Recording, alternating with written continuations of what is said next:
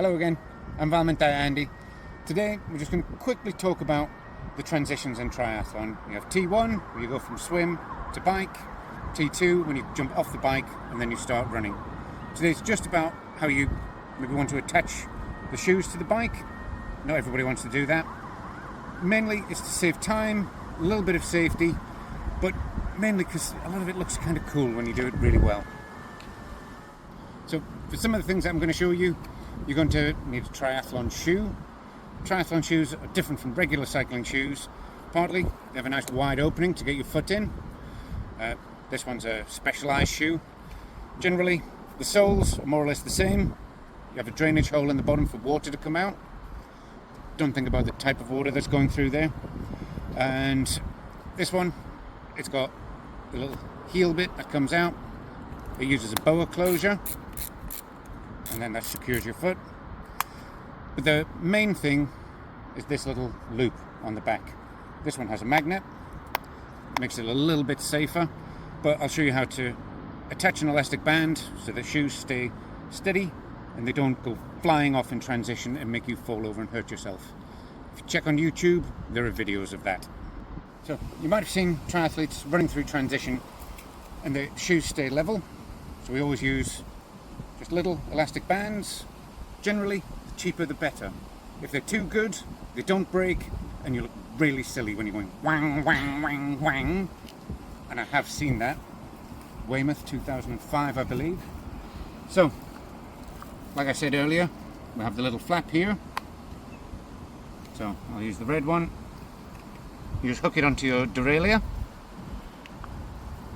And then that goes on there. And this one stays up. And then for the other side, round.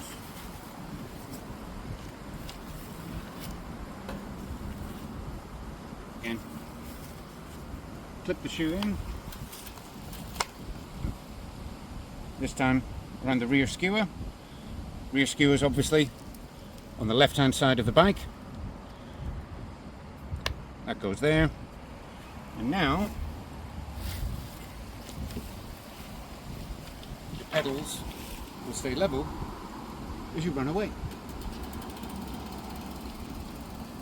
So when you're in transition, obviously you're not allowed to ride your bike inside the transition area for safety, but you can run in bare feet. My feet are very dirty. And this is called the flying mount. Normally the quickest, but it's also the one that has the biggest risk of making yourself look like an idiot. So hopefully this will go okay.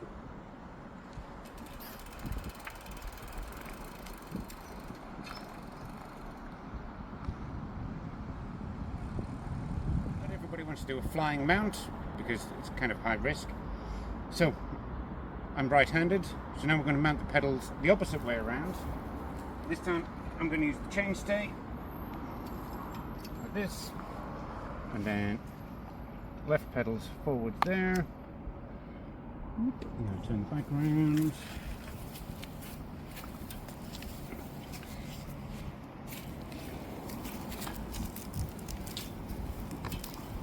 And then this one I'm going to put just up here on the seat stay. Mine actually has a little chain thing there, but most people don't.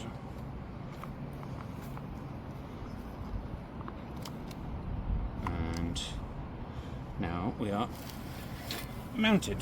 So now I've got the pedals mounted with the left one forward, and this is a much safer start if you're going to be using the shoes clipped into the pedals. So you'll come forwards, and once you're out of the transition zone, I'll put my left foot onto here, hands on there.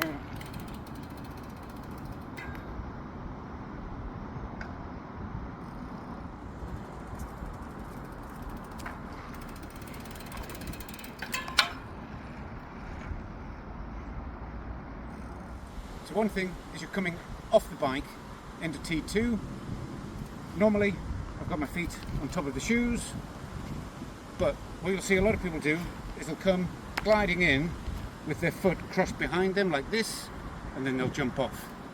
Now, as you can see from the position of my legs, that's not good for starting to run. So, you actually bring your foot through here over the top of your shoe here so that your foot can land and you can start running.